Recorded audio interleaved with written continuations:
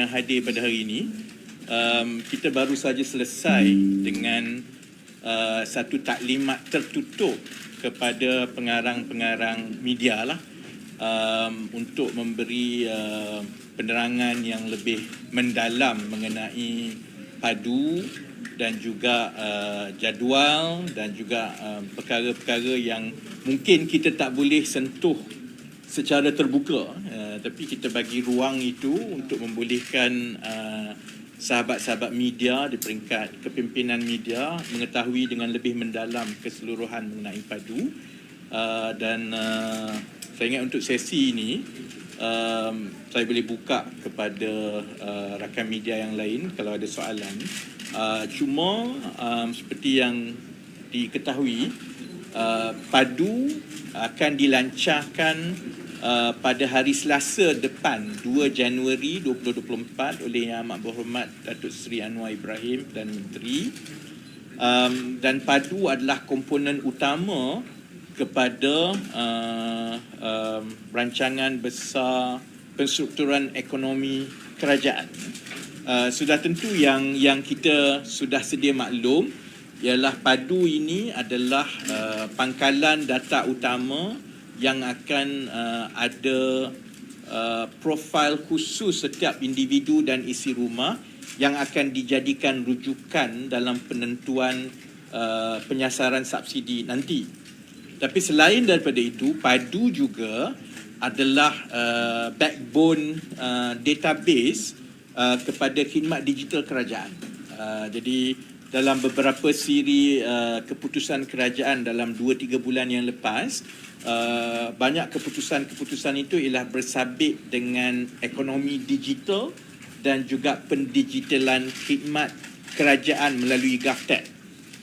Perkara ini hanya boleh dibuat sekiranya kerajaan mempunyai satu pangkalan data berpusat yang lengkap, dan itulah juga satu lagi fungsi strategik PADU lah. Walaupun tumpuan kita buat masa sekarang ini ialah bagi tujuan penyasaran semula subsidi, tetapi selepas itu saya berharap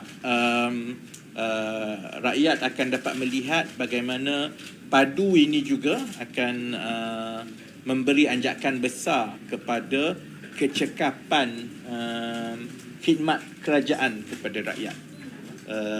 Perkara-perkara lain yang bersabit PADU, contohnya dari segi prosesnya, dari segi sistemnya, dari segi keselamatan cybernya, semuanya itu telah pun bincangkan dan ditaklimatkan kepada pengarang-pengarang tadi.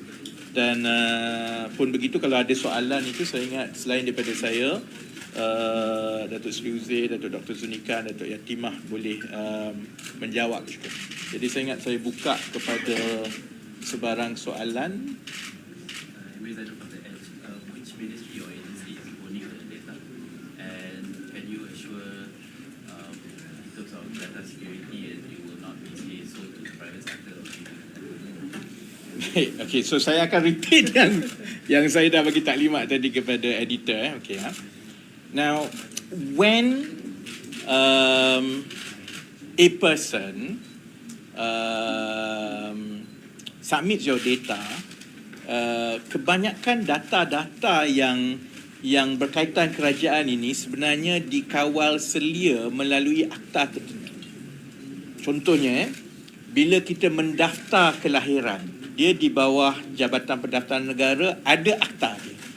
Kalau contohnya kita pergi sekolah, ada akta dia. Jadi pemunya ataupun pemilik data ini telah pun ditentukan oleh akta-akta tersebut. Jadi dari segi tuan punya milik data ini ialah agensi-agensi kerajaan yang telah pun diberi kuasa mengikut akta masing-masing.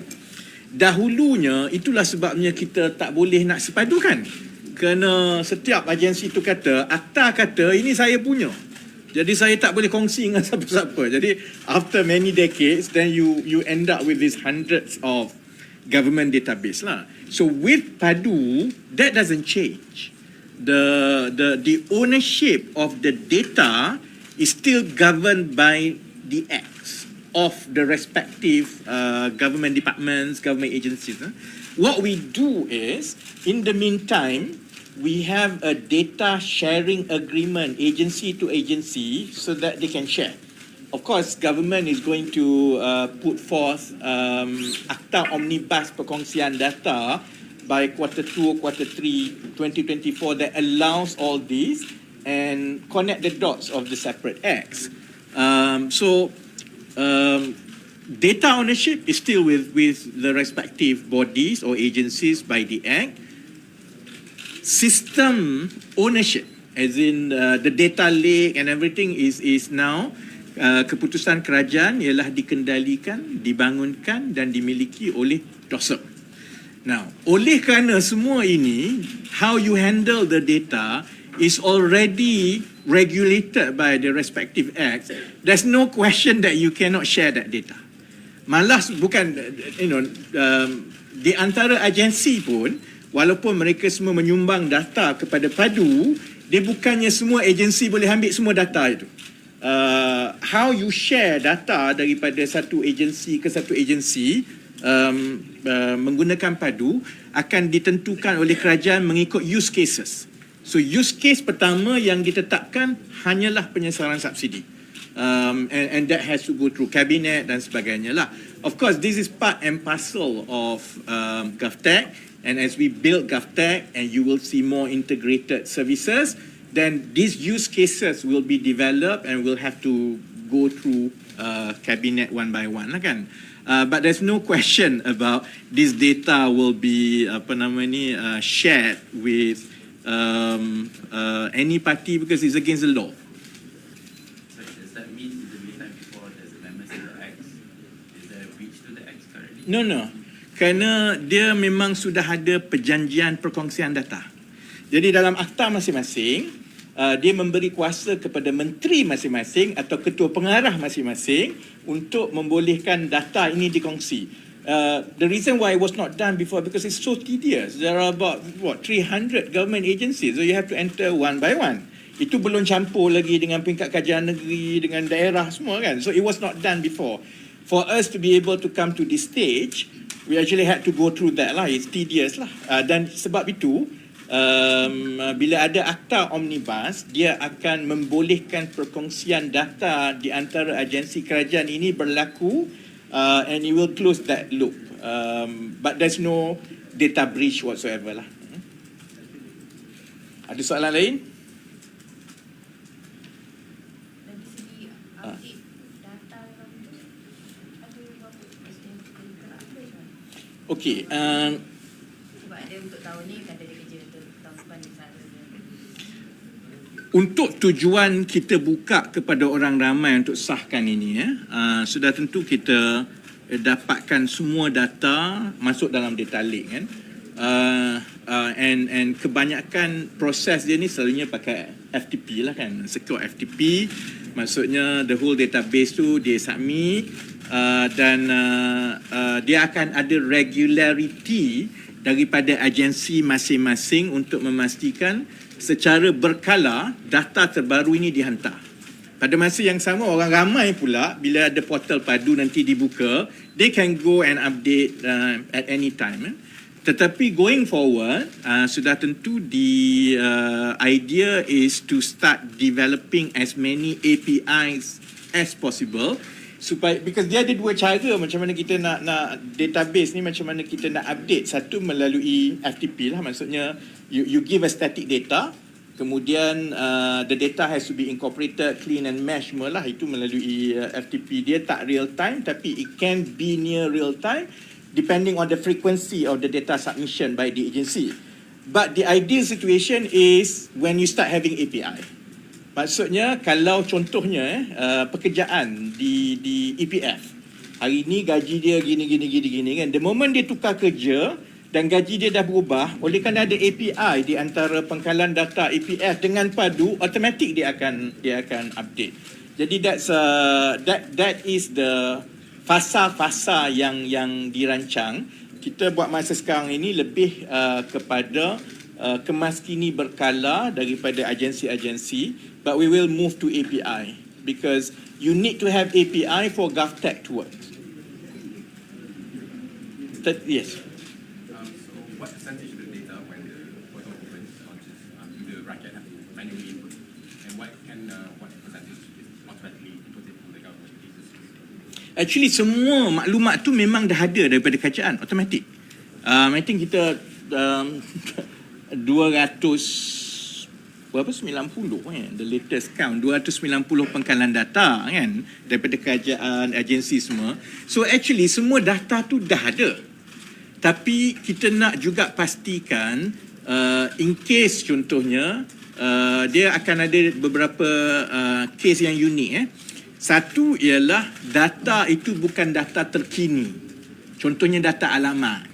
So kan mungkin daripada Jabatan Pendaftaran Negara ataupun daripada maklumat lain, alamat you lain. Sekarang alamat you lain. So kita yang itu perlu dikemaskini kan. Yang kedua ialah contohnya oleh kerana data tu memang tak ada dalam sistem kerajaan, kerana contohnya bagi mereka yang informal sector dia tak ada gaji.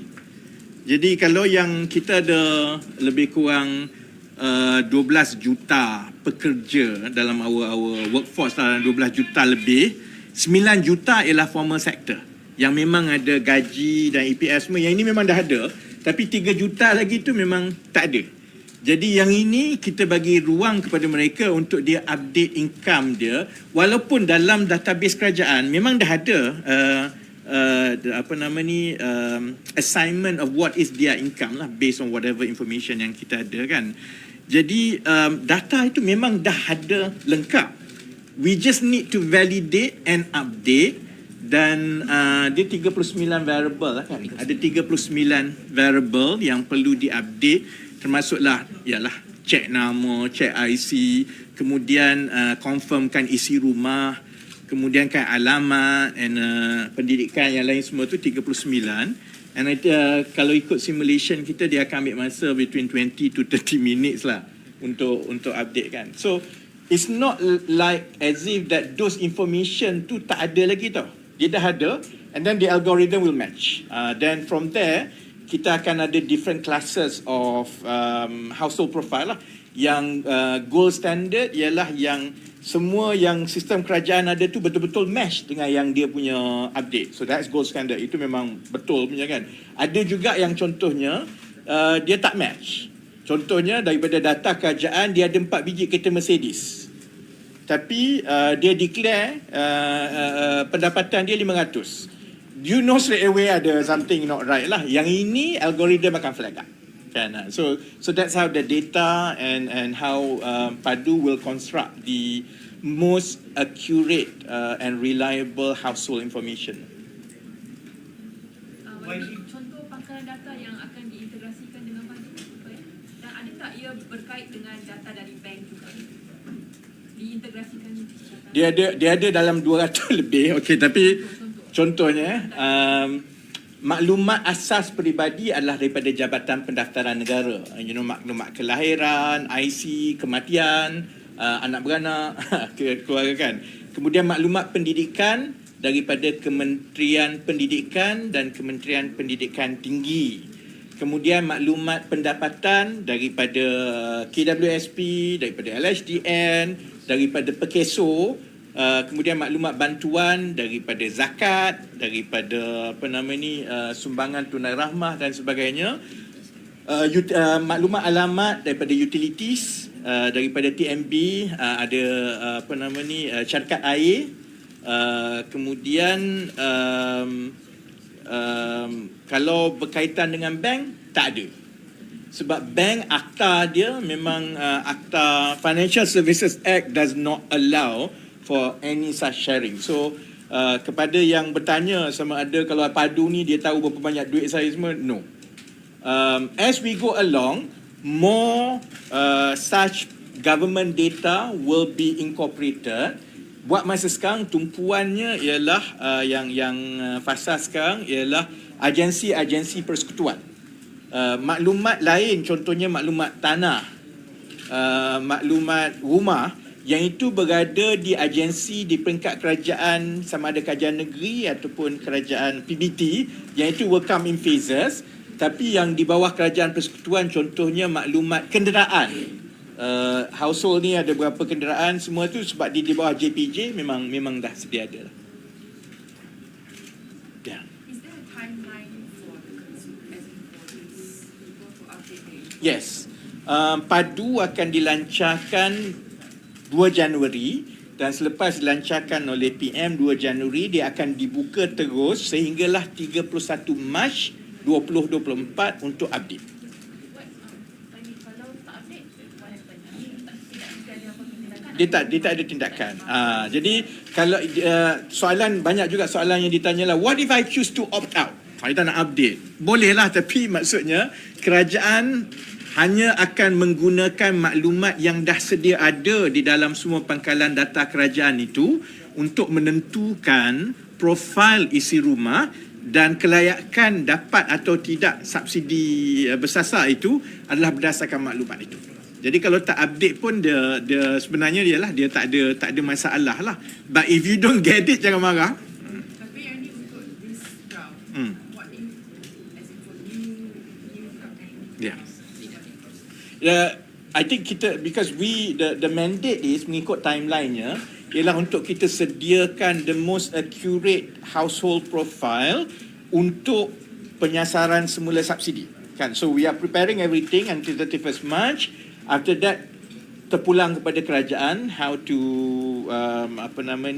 implement.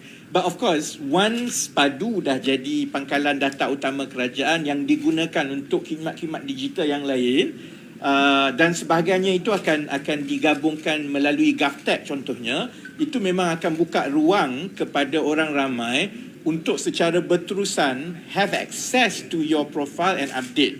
In fact, because PADU is one component of GovTech, contohnya kerajaan dah meluluskan pelan GovTech itu, antara khidmat pertama GovTech ialah bila kita streamline into one single window. Sekarang ni kan untuk kita dapat khidmat kerajaan semua kena pergi banyak-banyak kan. After this one single window, the basic you kena log in tu ialah dengan your digital ID. When you go to digital ID, you ada your profile. Profile tu daripada PADU.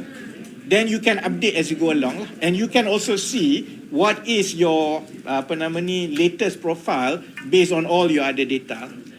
Cuma saya pun tak nak confuse orang nanti my ID lagi, cerita GovTech lagi. So the first use case ni memang kita tumpu kepada itulah, but it's meant to be real time both ways. Real time dari segi data kerajaan yang masuk dan diintegrated dalam PADU, real time in terms of access to every citizen to go and edit and update. When we single household, so you require for updated information, is it? Ya, okay. So setiap kita kan ada IC kita, so individual kan. Oleh kerana kalau nak bagi bantuan bersasar mengikut individual ni memang dah dibuat sebelum ini. Kita bagi setiap seorang dapat kan kalau you meet criteria. Tapi there's always a concern in terms of exclusion and inclusion risk household ni. Kadang-kadang ada household semua tak dapat, ada household semua dapat kan. Jadi sebab itu salah satu keperluan ialah kerajaan, government needs the option if we were to administer targeted subsidy by household, we need to have information of household. Okay, of course the data will be able to give a good picture of each household because setiap seorang dia IC dia kahwin dengan siapa, sijil nikah dia dengan siapa, anak dia semua tu ada, alamat semua ada, so the algorithm will be able to match it kan. Tapi untuk tujuan PADU yang selepas dilancarkan nanti, maklumat terperinci macam mana nak mengemas kini isi rumah tu akan diberikan. That's why we open up so that people can declare their households. And that declaration too will be matched with what the data is showing lah. So the nitty-gritty of household declaration tu nanti akan dimaklumkan selepas pelancaran nanti. Contohnya orang bujang, nanti dia nak declare macam mana, dia tak duduk dengan parents dia. All those nitty-gritty tu akan ada FAQ dan akan ada arahan yang jelas lah how to go about it. Maybe you did a trial run in November. Can you share an update whether there was any issues or did it work perfectly fine? Yang itu kena tanya dosen, whatever. Okay. Kita dah buat rintis di Pangkalan, contohnya di Rejang dan di beberapa tempat lah. Di Pandan mana? Di Pandan. Di Pandan. Jadi kita dapati penerimaan orang ramai user untuk mereka datang kepada kita buka di PADU lah, Pusat Digital Ekonomi, dan kita dapati mereka memang menunggulah untuk ini, dan secara umumnya kepada yang mungkin dah berumur tu kita kena assist. Itu sebab masa pengoperasian nanti kita akan berada di lapangan, dosen negeri dan juga partnership kita dengan beberapa agensi. Kita akan membantulah terutamanya bagi-bagi yang memerlukan di UTC, Pusat Digital. Kita ada 900 lebih. So berdasarkan try itu juga kita melihat kita ketua ada juga dari segi kita tak nak masa menunggu lama kan. Kita akan tentukan kalau terlalu ramai crowd akan kita ambil sesi pagi dan sebagainya. Tapi kita akan terus fine tuning lagi lah lepas pelajaran 2 hari bulan sampai 31 hari bulan. The system itself. Setakat ni tak ada, alhamdulillah. Sistem saya ingat dari segi bila kita buat trial run tu, because the bandwidth volume tu dia rendah, sebab tak semua orang sekaligus. So I think in terms of UI, in terms of system dia, bugs tu tak ada masalah lah, people can go lah. Cuma what remains to be seen kan, berapa banyak kita sediakan the bandwidth, because the bandwidth cost money kan. So we need to be optimize the bandwidth. Kalau kita nak belanja banyak pakai peruntukan kerajaan, just so that so you buy too much volume of bandwidth pun masalah juga. So kita ada hipotesis kita berdasarkan semua sistem-sistem kerajaan yang dibuka. Contohnya berapa banyak bandwidth yang diperlukan untuk hari pertama, hari kedua and so on. That is based on previous data and hypothesis, and we plan everything based on that. I'm hoping it will be like that lah. Kalau dia lebih rendah, then kita tak ada masalah. Tapi kalau it's shooting up through the roof, then kita bandwidth will be a problem lah. So yang itu memang kita tak boleh nak test through dry runs, sebab we only know once you buka lah. Any risk of any bad actors putting false information, or will the PADU's validation system always identify mistakes? Dia memang akan ada bad actors kan. Saya ingat itu pun, saya ingat isu dia memang cabaran kepada agensi kerajaan daripada dulu. Kita tentukan dasar kelayakan dia gini kan. Tapi bila dia isi orang, dia declare lain. Lepas tu kita pula lah nak kena check semua. So that risk tu is in fact one of the biggest motivations of doing PADU, untuk kita minimize that kan. Cuma kalau tanpa PADU, what has to happen ialah the bureaucracy to really hampers the validation. Sebab dia isi borang, lepas tu kita nak cross-reference satu-satu. Nak cross-reference satu-satu, agensi tu tak boleh kongsi data dengan kita. Kita nak kena buat perjanjian lah itu, and then you dapat data, sekali dapat static. You tak boleh nak tu kan. And it has to be done manually because there's no algorithm for it kan. Jadi, the whole idea of PADU is that precisely because we know there will always be false declaration. But macam saya terangkan tadi kan, there will be different classes of data matching. Satu the gold standard ones yang memang match betul, this one memang betul. Satu yang memang anomalies. Now as we go through this is where the algorithms can be developed from time to time. So the first round of algorithms will be looking at different anomalies. Contoh yang pertama saya sebut tadi, declare income 500, kereta Mercedes 2 biji.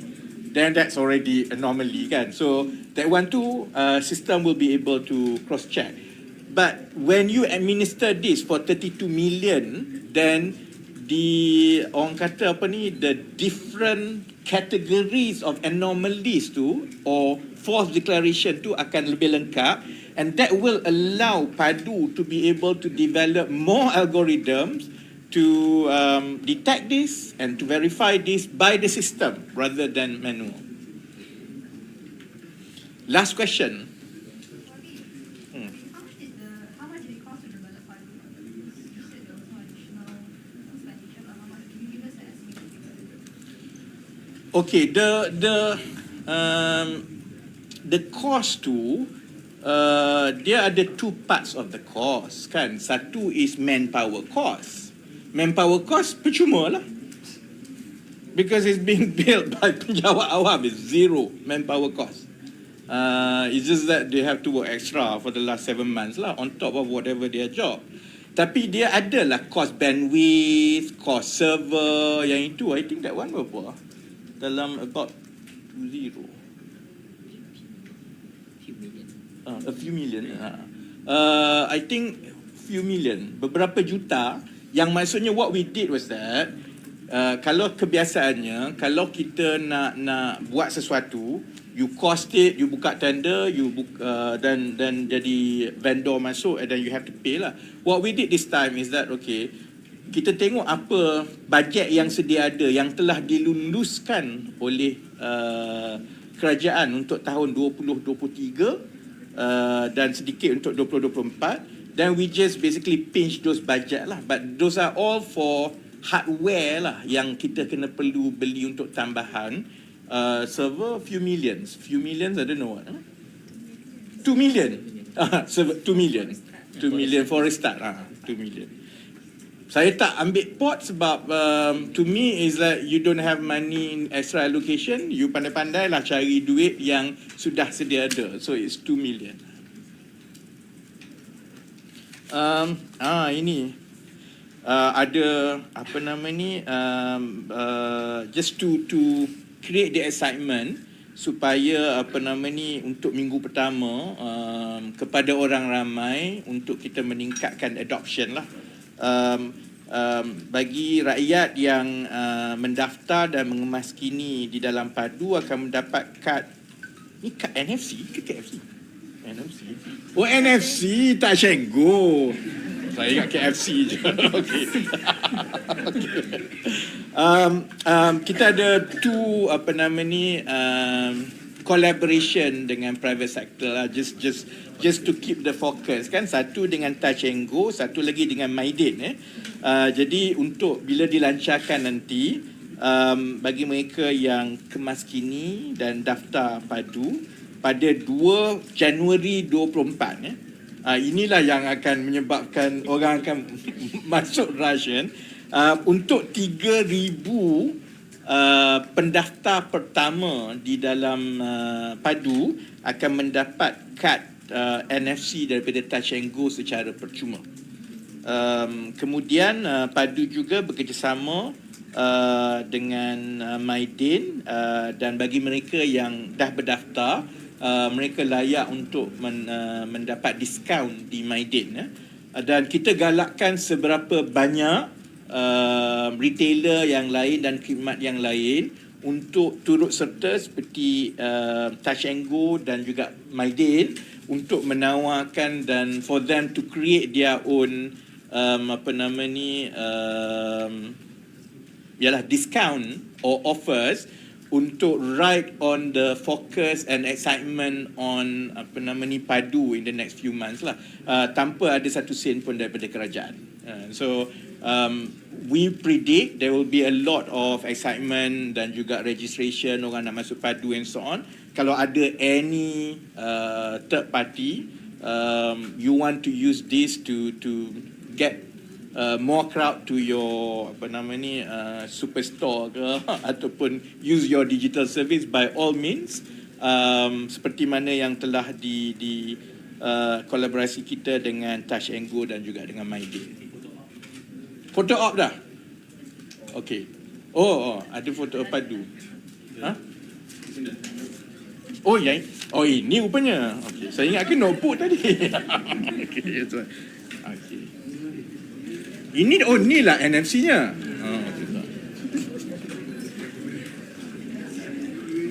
So kita kena bangun kot. So I think that's the end kot. Okay. NFC ni untuk apa sebenarnya? Dia touch and go card lah. Oh, dia touch and